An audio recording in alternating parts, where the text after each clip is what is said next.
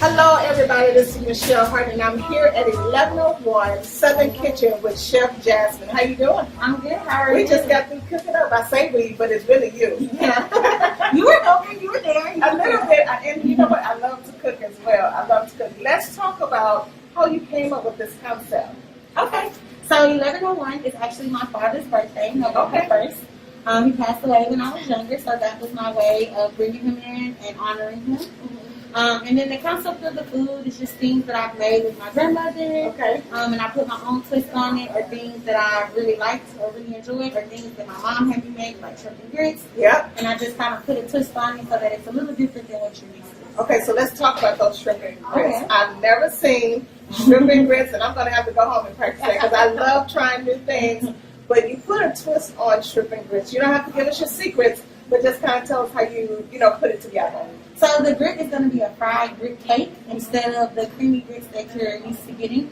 And I really like that because it's crispy on the outside, but you still get the creaminess on the inside. And when you mix that with the sauce, it's just like butter. Wow. And so how does it taste? Give us a walkthrough on what that tastes like. It tastes like butter. It's so good. You get the little bacon on top. So when you get the bacon and the cheese and the sauce and the shrimp, all with that grit, it's just like heaven. It's so good. Wow. You said it's like heaven. Oh my God, so it got to be good. So you made another dish for us. It was called Cajun Faith? Correct. Yes. Yes. So Cajun Faith is a pasta dish. So I have a little cousin. Her name is Faith, and her parents, one is from Houston and one is from New Iberia, Louisiana. So she's my little Cajun Faith. And so she really likes pasta. And so this is a dish that I know that she would like. And so I made it for her. She really enjoyed it. So it's handmade pasta that I make. And sometimes my team make in-house. And then it has shrimp, crawfish, chicken, sausage, and then we put 3 more big shrimp on top. That's going to be really good. Yeah. That's going to be good. So talk about, because a lot of what you do is technique, right? And it's also skill. So we know you cook with a lot of skill, and you cook with, professionalism. So I know probably the inspiration came from grandmother, but really, how did you get the skill set? So I've always enjoyed cooking. When I was younger in the summers, I would cook. I watched Food Network once I found out what it was. Yes. All kinds of Discovery Channel and just any kind of cooking show I could get, cooking movies. And then I went to culinary school. So I did go to get my undergrad first and try to do the restaurant management thing. Yeah. And I just really wanted to go to culinary school. So I ended up going to culinary school and just kind of learning, enhancing what I've learned from my grandmother. Because some of the things that I've learned from her didn't come with a why or what happens if you do it this way or not. Just like the ham, right? You cut the butter of the ham, put it in the pan, you think you're doing a special recipe, but really you just fit it in the pan. And like with my granny, it's just like you do a little of this, a little of that, a pinch of this, and I'm like, oh no! So I really learned a lot in culinary school. But even with that, to this day, I'll go sit at my grandmother's kitchen and watch her cook and still learn new things every day. Wow, and that's such an honor to still have your grandmother here, to be able to learn some of those great recipes. What's one of your favorite dishes here at Southern Kitchen? My favorite would be the meatloaf cupcakes. Okay. So that's something I kind of came up on my own. I really enjoy it because it's different. And so you get the little meatloaves, and then you get the mashed potatoes on top. It looks like a cupcake until you eat it and it's meatloaf. And then you can't always finish all your food. So then you have those little meatloaves to just take with you. Yeah. That's being creative, and that's adding that Southern style and flavor to what we know. And it's good to see a millennial, be able to understand the history behind, cooking in the kitchen and bringing family together.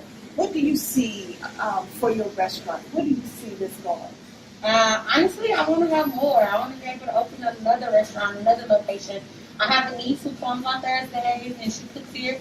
I would love to be a great example for her, but to leave her a restaurant if this is what she decides she wants to do one day.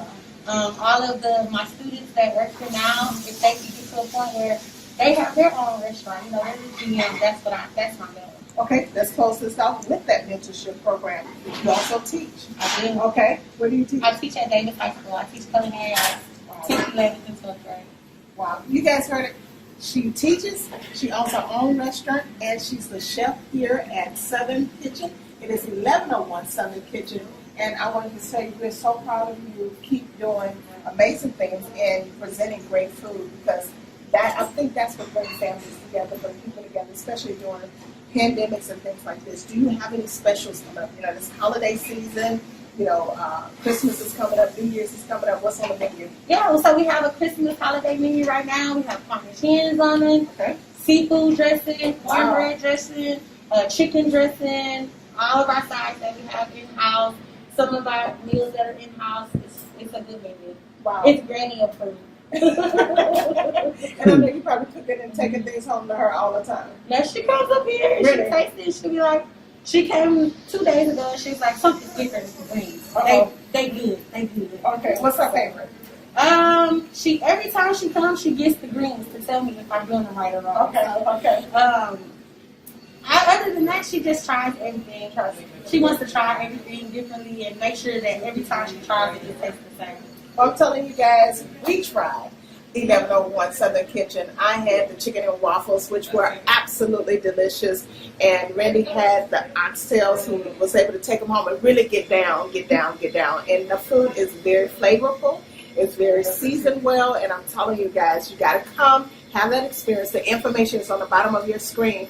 How you get here, where she is, how you place your order. Also, you can come in, place your order to go. Sunday after church, make this your place of coming to get your Sunday dinner and have a great time with your family. This is some great information. I know right now during COVID, everybody's getting those meals delivered to your home. So also 1101 Southern Kitchen, you can get those meals. How can they get those meals? So we're actually on Postmates and we're on Uber Eats, so you can order on there and they'll bring it straight to you. Wow.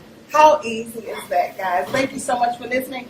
Pass this message along, and then also come by and take a look, take a taste here at 1101 Southern Kitchen with Chef Jasmine.